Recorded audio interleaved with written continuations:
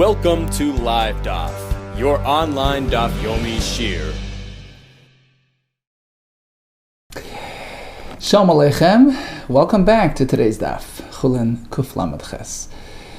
We are 6 lines off the top of the Amud at the 2 dots, beginning of the section. Back to the Mishnah. How big is this portion that belongs to the Kohen? How much wool do you give him? Mishnah says it should be 5 slime. That's a certain weight. And Mishnah adds, Meluban v'loitzoi. Rather than being just dirty in its original state, the way it's shorn, it has to be meluban, whitened, cleaned, washed. Says the Gemara, it doesn't mean that the farmer has to wash it, has to clean it prior to transferring it to the kohen. It's not his obligation. It just means to say, in terms of the amount, the total amount, so that after the kohen washes it and washes away the residue and the dirt or whatever, he should end up with a grand total of 5 selah worth of wool, which is suitable for the making of a belt, as we're going to see later. So it's just an amount-based directive. It's not that the farmer has to actually wash it, rather that he has to take that take that consideration into the equation in terms of how much to give him, so that he's left with 5 selah worth post-washing. Okay? We learned in the rice. It's not that the Yisrael has to actually rinse it and wash and process the wool, and then transfer it to the kohen. That's not his obligation. Ella, rather, it's an amount-based description. He must give him ample amount, so that when the kohen himself washes it and cleans it, he ends up with 5 selah worth. And what's the purpose of 5 selah? Takes us into the next Gemara. Cotton, to fashion from it a small beged, a belt. How do we know that he's required to give him that amount to fashion from it a belt? Why is that linked to the mitzvah? Amar Rishon Levi, Amakra, the pasuk right after Reish Sagez says, you give it to the kohen. The kohen was chosen by Hashem, Lamod l'shoris, to stand and serve Hashem in the Beis Hamikdash. And we learn that it's linked to Reish Sagez. You have to give him ample amount to enable him to serve, meaning to use the material and make from it something which enables him to serve, some sort of garment. And the smallest of the big dekihuna is a belt. Davar shuroi l'sheir, something which is helpful for serving. Mainu avnit, that's a belt. Emamil, perhaps give him a huge amount so that he can make the coat, the robe. Well, you have no proof as such, so you can't really up it to that amount. When you're faced with 2 options, one is a higher requirement, one is a lesser requirement, you can't compel him to the higher one. You have to adopt the smaller one. Tafasta merubah tafasta. If you grab a big thing without substantiation, then how do you know? Tafasta more tafasta, as opposed to adopting the lesser, the smaller approach, which you can be sure is the correct one. So the small one is certainly right, the big one is uncertain, so you have no right to obligate him more than the smallest beged, which is an avnet. What about that woolen cap, which is even smaller? The son, you have a brisa. Kippah shel tzemer ha'isam but Rosh Kohen Gadol would wear this cap. V'leo tzitz nasna, which the tzitz was placed. L'kayim ha'shnemar, fulfillment of the pasuk. V'samta oisi al psil techeles, you place the tzitz over a psil techeles, a woolen strand, and some Farshim learn that kippah shel tzemer is just an expression. It's referring to the strands, the straps of the tzitz, which bind the tzitz to the head. It's sort of hanging off the front, but it's suspended with these ribbons going across the top of the head. And that's what the Gemara means with kippah shel tzemer, which is smaller and takes less material to make than the belt. So maybe you only obligate him to give him that much. Who says belt? Amakra. The answer is Because that same pasuk of Lamed L'Sharis mentions Aaron HaKohen, who was the Kohen Gadol, together with his children, Hu Uvanav.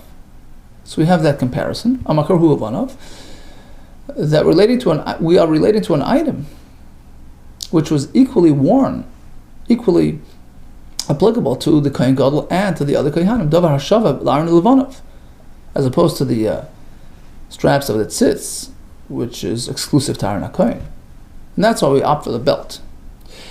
It says the Gemara, even regarding a belt, it's not uniform to Aaron and his kids.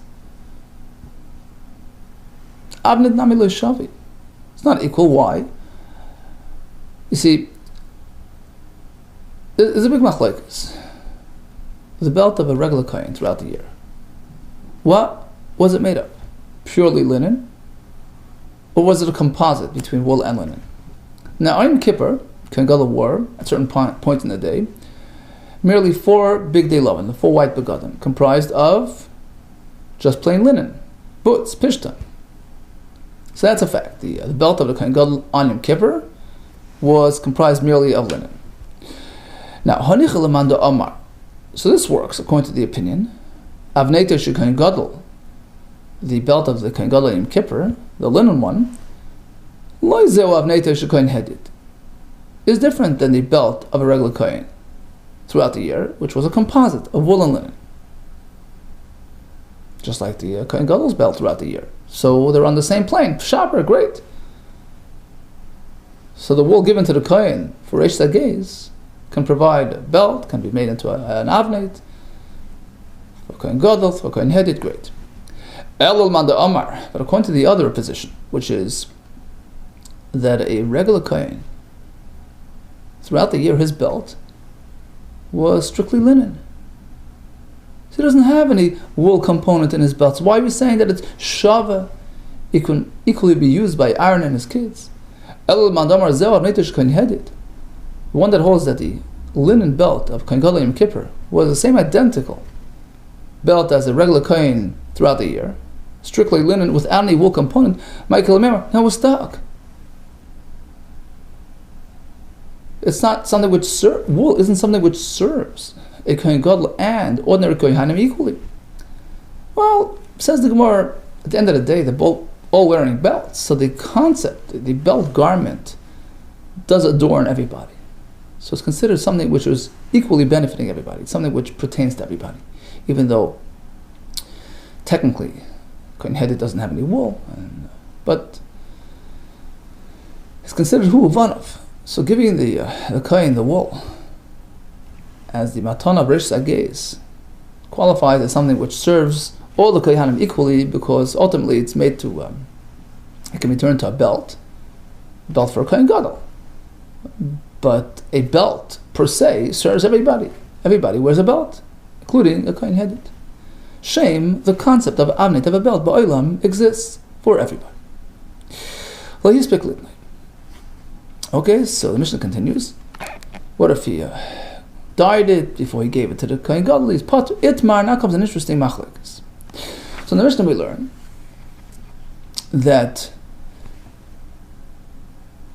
only a shearing of a group, a whole bunch of sheep, activate the mitzvah Reish Sagez.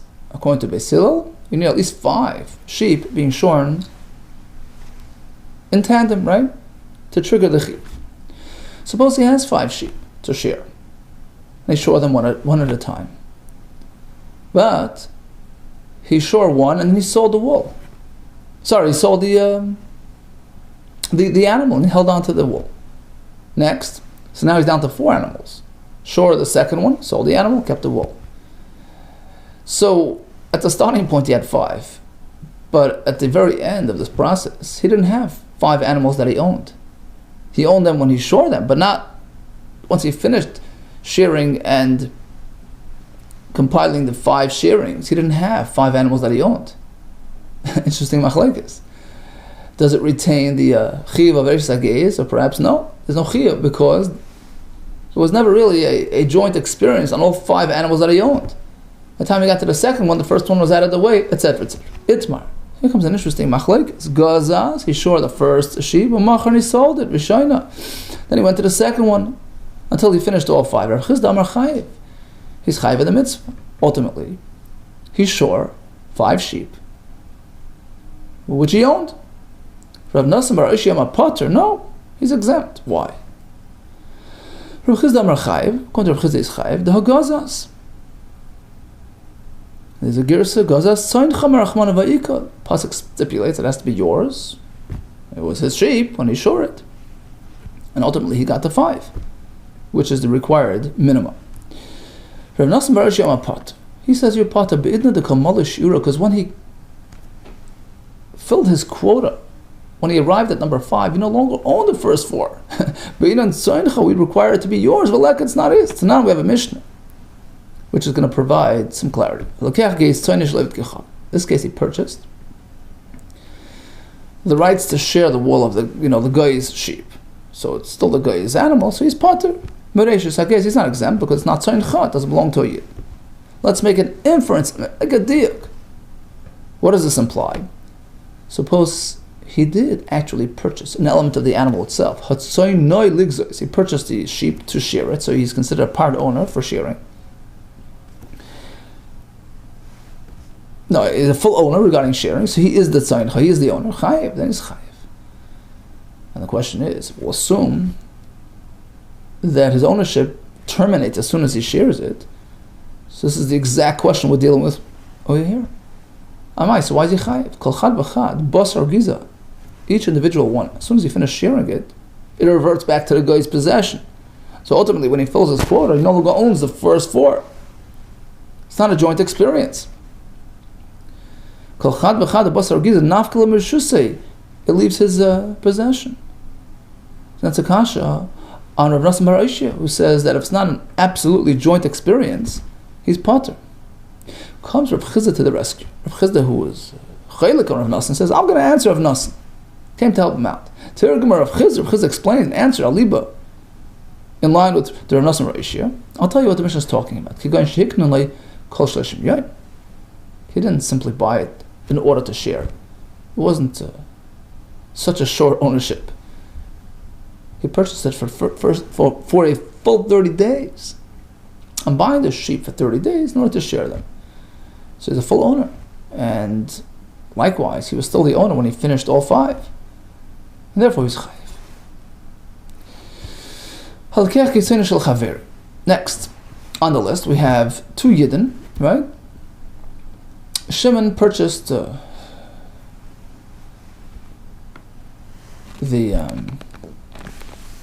wool, the shearings from Reuven, who still owns the animal. So is chayiv reish sagez? The question is, who's chayiv? Shimon the purchaser or Reuven the seller? Mishnah says it really depends. If Reuven sold it all away, so then Shimon is chayiv. But if he held back some material, then he's chayiv for the entire crop.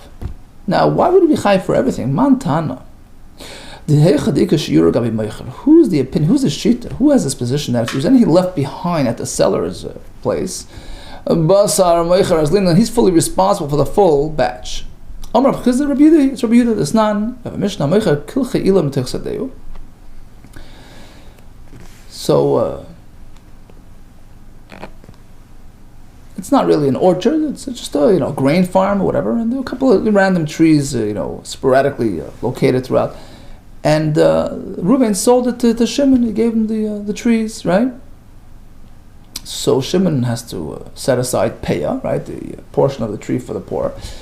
Question, is it considered like one orchard? All the trees sort of combined together as one, so you could just leave from one tree for everything? Or is each one a separate entity? Because after all, it's not really an orchard. It's not really one entity. It's just, random trees. Says the Mishnah, he sells these young trees or whatever amongst his grain inside his cellar. Noisen peyon l'kol echad ve'echad. Rashi says the reason why it's called kilche, which is usually like a stalk, it just means because it's not really a fruit orchard. It's just like each tree for itself. Okay, in any case, he has these fruit-bearing trees, sold it. Noisen Peya l'chol echad ve'echad. So Shimon, the purchaser, has to give peya for each tree separately, because it's each one's a separate entity. Amar Rav Yudai Masai. Sure, he's obligated, but who says he's obligated? Maybe the seller's obligated. That's only bizman shelo yishir bal asad. If the Reuben didn't hold back some of this material, he didn't, hold back any trees. He sold it all. Avol yishir bal asad. But let's say Reuben held back some trees. Noisim pe'al halakol. He's responsible. Okay, so what do we see? That when a seller holds back some material, he retains his obligation on the entire crop, even the part that he sold. Amalei Ravas. Ravas says, how could you compare V'amaru de Amar? You yourself explained that Rav Yehuda's halacha is only on condition for who provided shehischol ba'asad elixir. If the farmer actually started harvesting, so once he starts it, it's like a tripwire. It triggers a chiv of piyah on the entire crop, everything. So then when he goes and sells, he still retains that chiv. So perhaps by us as well with the shearings. Perhaps we're speaking that Reuben started shearing and then he sold the shearings. Well, that concept doesn't really apply to Rish Sagez. You see, when it comes to matnei saniyim, peya, etc., the pasuk says uve kutzruchem, when you begin the process of harvesting. So that triggers the chiv, so you're chayiv for everything, even the part that you eventually sell. Midna de aschal likzar, as soon as you start harvesting, b'kula sada, you're obligated to look after the entire field. But over here, by shearing of wool, midna de aschal amegas, each animal is a standalone. Just because he started shearing one animal the other side of the barn doesn't mean he's chayiv for everything. So if he sells it, it's the buyer's responsibility. Midna de aschal amegas, when he begins shearing one animal, it doesn't activate a chiv on the entire herd. So how could you compare? Why is the seller responsible to look after everything? Says Rav, I'll explain to you what's going on. The reason is like this, because when a person has an obligation to do a mitzvah, it's not appropriate to expropriate yourself from the chiv, to go and sell it, and right? Because when you sell the shearings and you hold on to the animal, nobody's going to have to give the Reish Sagez, because it's not really his animal, so it's not tzeincha, and it's not your shearing. So you're sort of going to abandon the chiv. It's not appropriate. We assume a person he doesn't want to do that. He wants to chaperayim, take every mitzvah opportunity that he can get his hands on. So when the seller sold, the presumption is that he wanted to retain the opportunity to do the mitzvah. So when he holds back some material, we assume that material was meant for the mitzvah. That's been designated in his mind to serve as a vehicle for the mitzvah in the entire crop.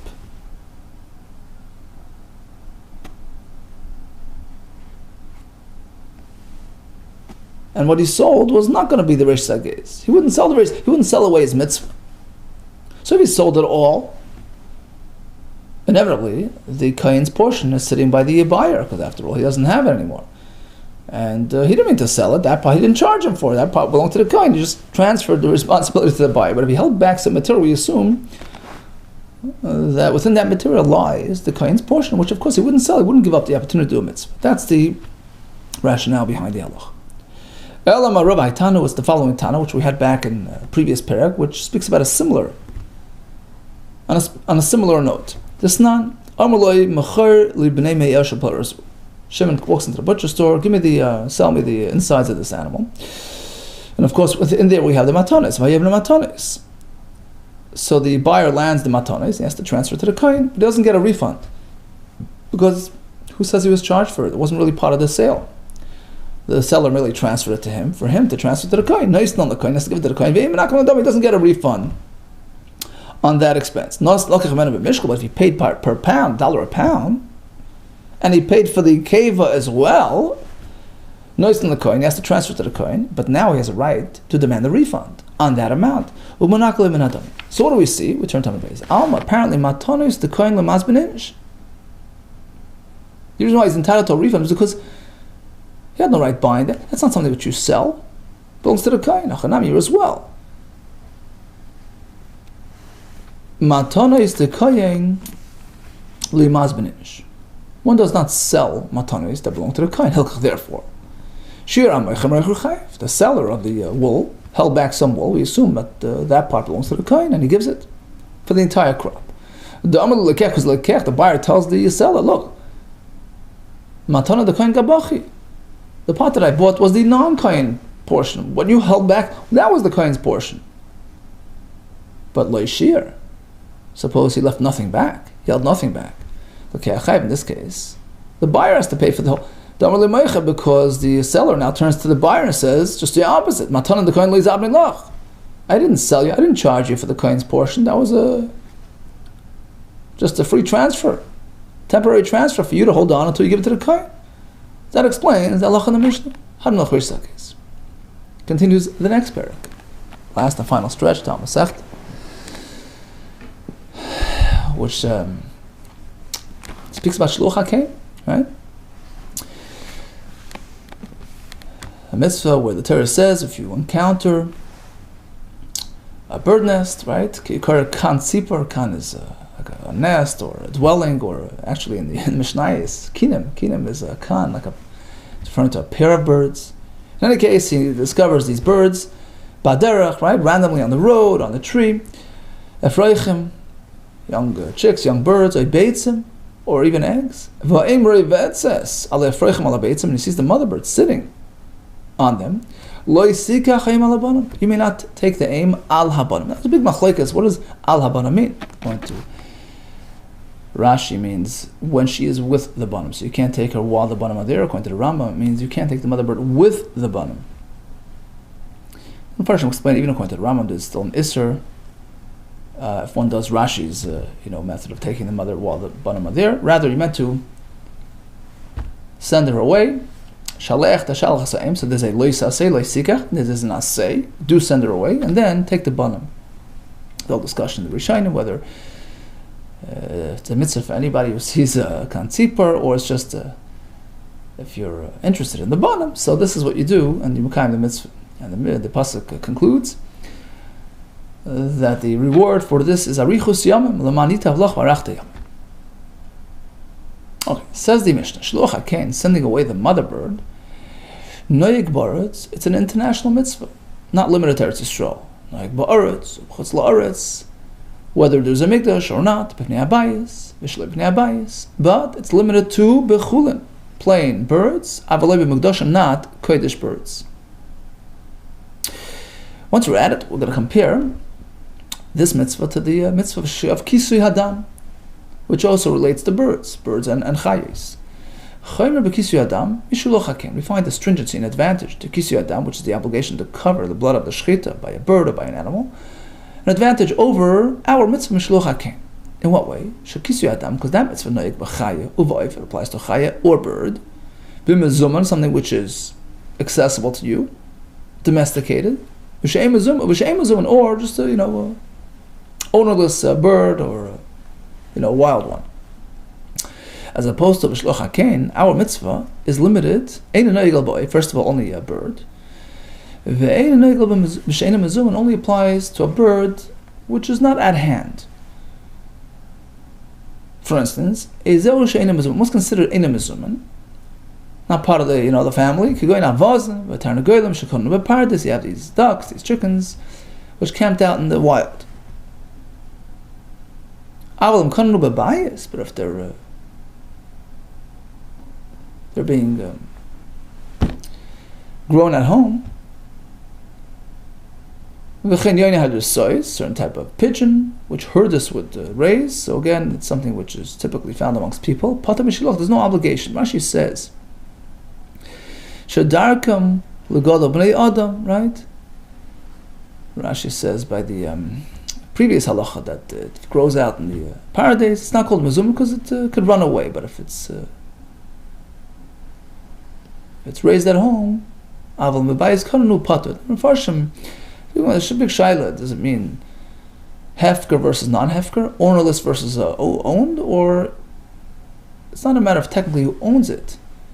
It's a matter of whether it's domesticated, whether it hangs around the people, or it's something which is more the wild type.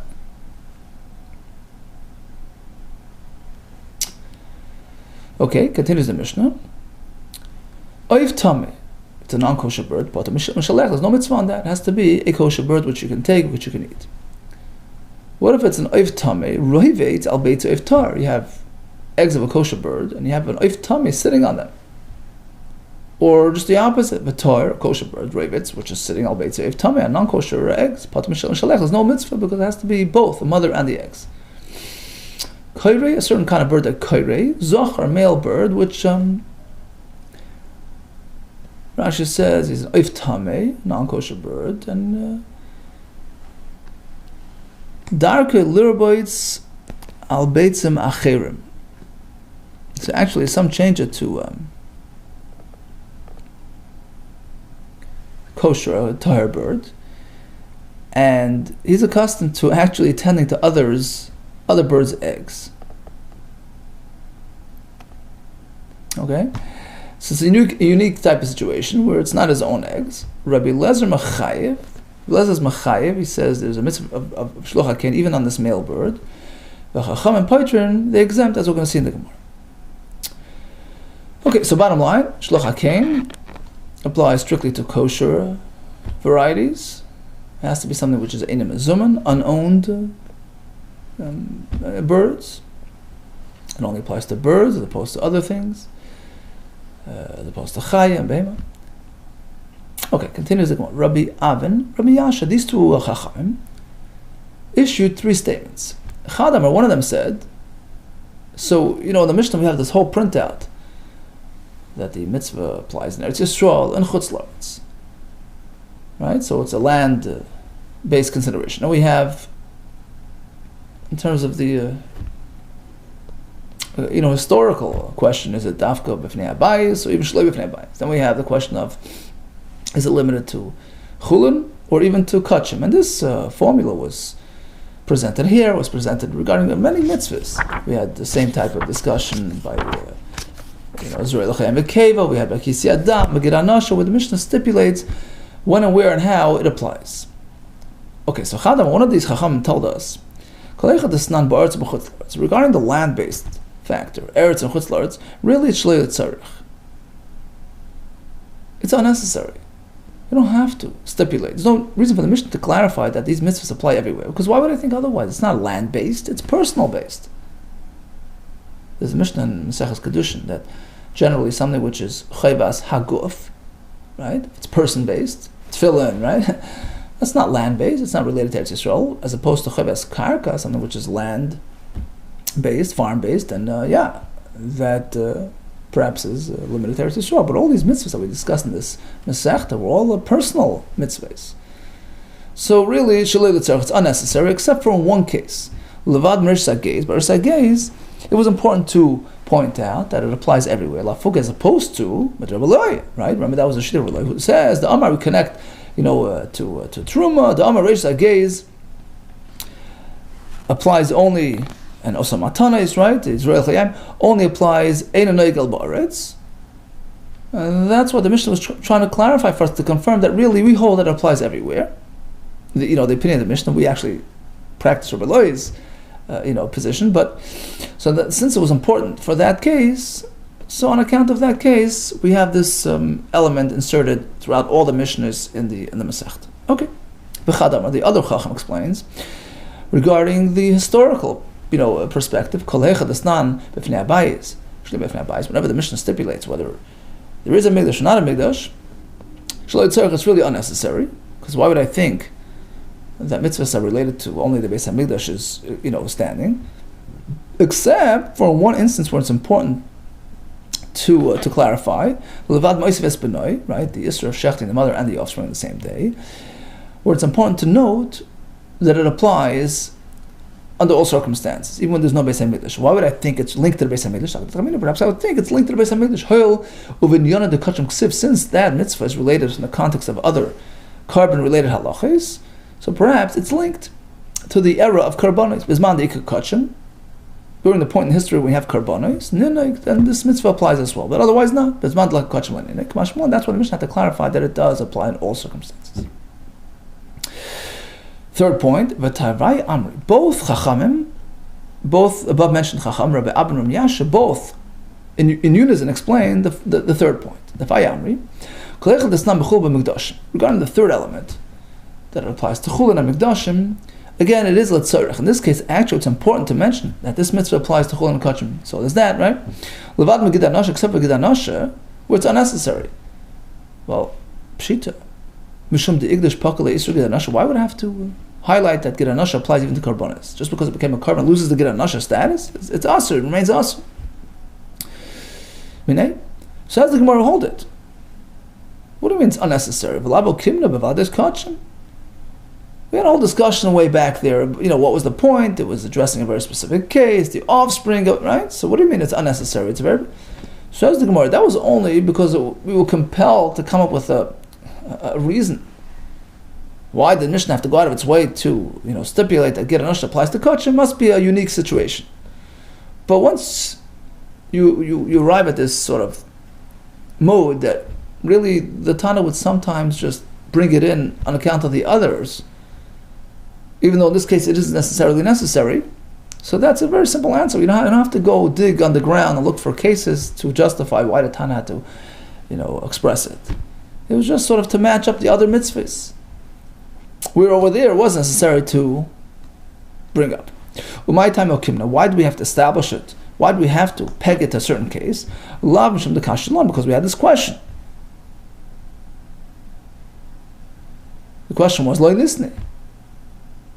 It seems unnecessary to mention that Gid Anasha applies to Karbanos. So on account of that question, we had to come up with an answer that it's addressing a unique situation. Well, the whole question wasn't a question to begin with. Reb Chaim Brisk, he used to say that the best teretz, right? You have a kasha. What's the best way to answer it? One way to answer it is write an answer. He says the best of teretz is to undo the question. To arrive at a certain clarity where you see the question wasn't really a question to begin with. That's the same point here. The whole question to begin with should not have been posed. I did it. You're asking why it mentions it? You're right. In this specific instance, there's no point, but since it brings it regarding the other mitzvahs, so it just keeps to that formula. I did Tana L'Tzarech, since it had to mention it in some cases for a need. Tana L'Tzarech, it mentions it by Gid Anasha, even though it's not really necessary. Okay, ultimately we say Shluch HaKen is only by Chulin. The question is why? Why is there no mitzvah Shluch HaKen by Karbanis? Amai Loi, the Pasuk says, Shalech L'Shalach Ha'im, send her away. That only applies by a personally owned bird. Right? A bird which you're obligated to send away, as opposed to a carbon bird. You have no business sending it away. It belongs to the Beis HaMikdash. As opposed to a carbon bird, can't send it away. They gizber meant to bring it to the treasurer. Amar Ravina says Ravina by extension. Therefore, it's not limited to karbanas. Say you have a bird that killed somebody, just like by an ox, a bull. You have to put it to death. So the bird as well. Patim Shiluach. If you encounter it in a Shluch HaKen set up, there's no mitzvah Shiluach. Why? For the same reason as the Kachim. My time with Amakra. Pasuk says, Shalech L'Shalach Ha'im, send her away. Only one which you meant to do that to. As opposed to this condemned bird, you shouldn't be sending it away. Meant to bring the bezin to punish it. And therefore you're exempt. Rashi, by the way, mentions, the chiv of misa for an animal that kills is only if it's owned. There's an owner. So Shluch HaKen is only when there's no owner. How do these two things jive? He says it was a bird that belonged to somebody when it killed, but then it just rebelled and it flew off. It lost its owner, became ownerless. And now he encounters it in a Shluch HaKen, a setup. And he would be Chayv Shluch HaKen, but he's not, because he's meant to bring it to the best. Hechidami, now what exactly is going on? At what state, what point in the process are we holding? Either Gamar Dina, if the bird had been condemned by the Bezdin, the verdict was issued already. Barakatalo, turn to the next page. It's meant to be killed. Says Rashi, where did you fly away from? Bezdin held him in a cage. Barakatalo, El Gamar Dina. Must be that the verdict was not yet issued. Uboye lasui l'beidina, and still, Rashi says, mitzvah al kol ha'pagea b'chayav misa. It's a general obligation, general chiyuv. Person encounters a fellow who is mechuyav misa, Lavin lebezin, meant to bring it to bezin. Why? Look, they levar Risham Yisrael, to eradicate the evil from amongst our people. So you encounter this bird who is known to have killed somebody. You meant to grab him to bring it to bezin, to stand trial. To fulfill in this bird, eradicate evil from amongst you. So it's not suitable for Shluch HaKain, and therefore he is exempt. Okay, we'll leave the rest for tomorrow, B'ez Hashem. Okay, so we started with Reish Ageiz and we ended with Shluch HaKain. 5 selah worth of wool is meant to go to the Kayin. So he's meant to have that amount after he finishes, processing it, and it's meant to enable him to make a belt, which is Lamba the Sharis, which is Shaveh Ba'aron Uvanav. But a machlokes where he's sure and then sold the animal prior to getting, the full quota. It's a machlokes whether it's chayiv. We had a halacha that the meicher, the seller, if he held back some material, he should look after the Reish Ageiz for the entire crop. We moved on to Shluch HaKain, which applies everywhere, but only to CHULLIN, only applies to Eina Mezuman and to the kosher types. We discussed why the Mishnah had to sort of trouble itself to mention all these items on its list. We explained why the korban bird is potter, because there's no shalach to shalach. It's meant to be brought to the Beis Hamikdash, and likewise, says Ravina, if it's meant to be brought to the Bezdin. All the best to you, and Hatzlacha.